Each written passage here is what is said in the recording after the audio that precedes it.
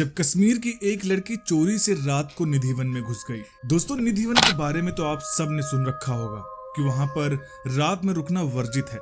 रात में वहाँ पर कोई भी नहीं रुकता है। कहते हैं कि निधिवन में आज भी रात को राधा कृष्ण आते हैं रासलीला रचाने के लिए। और अगर रात को जिस किसी ने भी निधिवन में घुस के उनकी रासलीला देख ली, वो इंसान या तो अंधा हो जाएगा, या तो उसकी मृत्यु हो जाती है, या फिर वो कुछ बोलने लायक नहीं रहता है। ऐसी ही एक घटना एक जम्मू कश्मीर के लड़की के साथ घटी, जो रात में चोरी से निधिवन में घुस गई। लेकिन उसके बाद वहां पर जो भी हुआ उसे सुनकर आपके भी रोंगटे खड़े हो जाएंगे, आपका भी दिल दहल जाएगा। तो चलिए इस सच्ची घटना पर आगे बढ़ते हैं और आप लोगों को बताते हैं आगे की पूरी स्टोरी। तो दोस्तों, मेरा नाम है अमित शुक्ला और इस वीडियो में आगे बढ़ने से पहले कमेंट बॉक्स में जय श्री कृष्णा जरूर लिखना। दोस्तों, कश्मीर की रहने वाली लड़की जिसका नाम है नादिया, वैसे तो थी ये मुस्लिम कम्युनिटी से, लेकिन वो श्री कृष्ण की बहुत बड़ी भक्त थी और अपने घर वालों को बताए बिना ही वो भगवान कृष्ण की पूजा किया करती थी।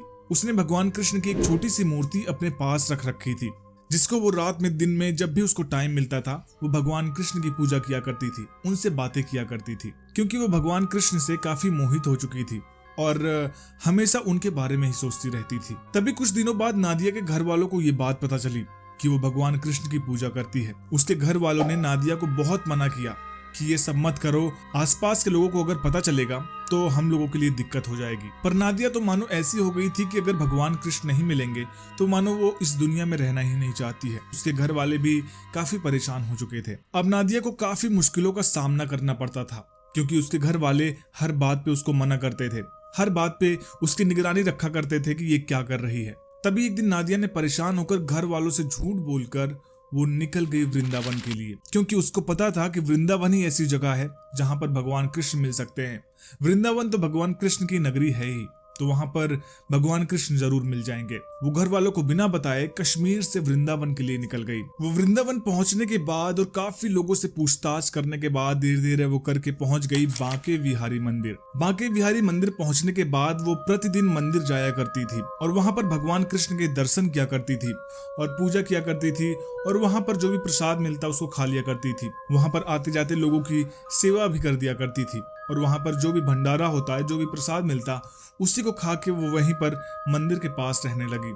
लेकिन नादिया के मन में सिर्फ एक ही इच्छा थी कि वो भगवान कृष्ण के साक्षात दर्शन करे और उनसे साक्षात मिले, उनसे बातें करे। काफी दिनों बाद नादिया मंदिर के पुजारी से पूछती है कि मैं यहाँ पर कितने दिनों से आ रही हूँ, पर भगवान कृष्ण मुझे दर्शन दे ही नहीं रहे हैं। मुझे उनके साक्षात दर्शन करने हैं और उनसे मुझे मिलना है, उनसे बातें करनी है। तभी बांके बिहारी मंदिर के पुजारी समझ जाते हैं कि ये लड़की भगवान कृष्ण की बहुत बड़ी भक्त है और ये भगवान कृष्ण से साक्षात मिलना चाहती है और उनके दर्शन करना चाहती है। तभी मंदिर के पुजारी ने बताया कि यहीं से कुछ दूर पर एक निधिवन जगह है, जहाँ पर तुम जाओगी तो वहां पर तुमको भगवान कृष्ण साक्षात मिलेंगे और अपने दर्शन भी देंगे।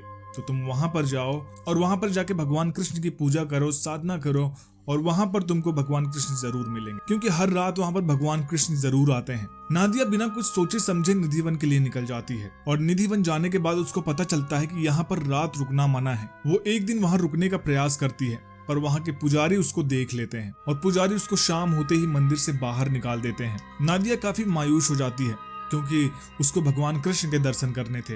अगले दिन फिर से वो निधिवन में रुकने का प्रयास करती है, लेकिन फिर से उसके साथ वही हुआ। मंदिर के पुजारी उसको शाम होते ही बाहर निकाल देते हैं। तभी नादिया तीसरे दिन चोरी छुपे निधिवन के घने जंगलों के अंदर घुस जाती है और वहां पर एक झाड़ी के पीछे जाकर बैठ जाती है ताकि उसको कोई देख ना पाए। शाम होती है, मंदिर के पुजारी चारों तरफ देखते हैं और उनको कोई भी दिखाई नहीं देता है। नादिया वहीं पर बैठी हुई होती है। मंदिर के पुजारी मंदिर को बंद करके चले जाते हैं और निधिवन में रहने वाले जानवर भी सब निधिवन धीरे धीरे छोड़कर चले जाते हैं। धीरे धीरे टाइम बीतने लगा और नादिया वहीं पर बैठी हुई थी और अपने चारों तरफ देख रही थी कि कोई आ तो नहीं रहा है, या फिर यहाँ पर भगवान कृष्ण कब आएंगे। तभी रात के करीब 1 बजे के आसपास उसको कुछ घुंघरू की आवाजें सुनाई पड़ती हैं।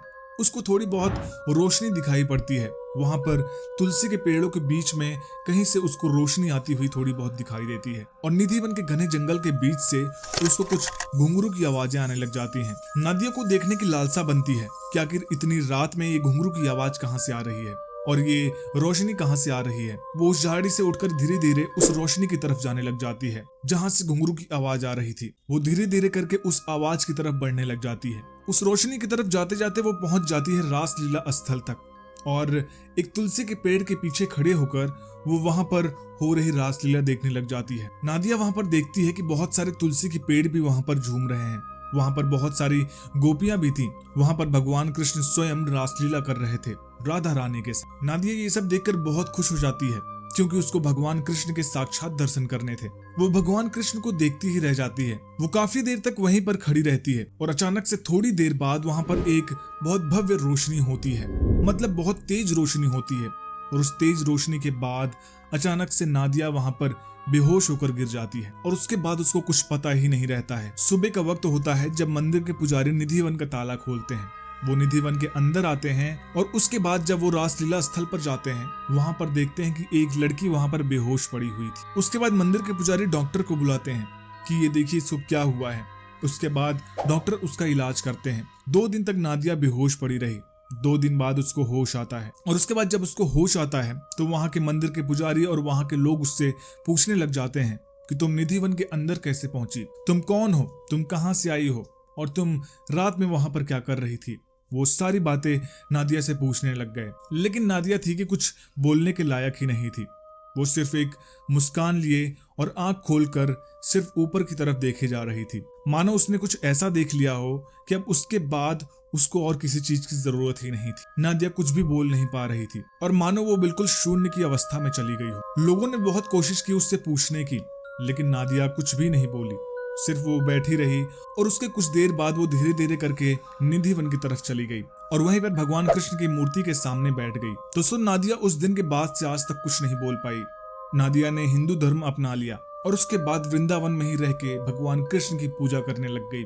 और आज तक बहुत सारे लोगों ने उससे पूछने की कोशिश की, लेकिन वो आज तक कुछ भी नहीं बोल पाई है और वो वृंदावन में ही रह के बांके बिहारी लाल के और भगवान कृष्ण की पूजा करती रहती है। दोस्तों, निधिवन के बारे में आप लोगों का क्या मानना है? क्या निधिवन में सच में भगवान कृष्ण आते हैं, राधा रानी आती हैं और रात में रासलीला करते हैं?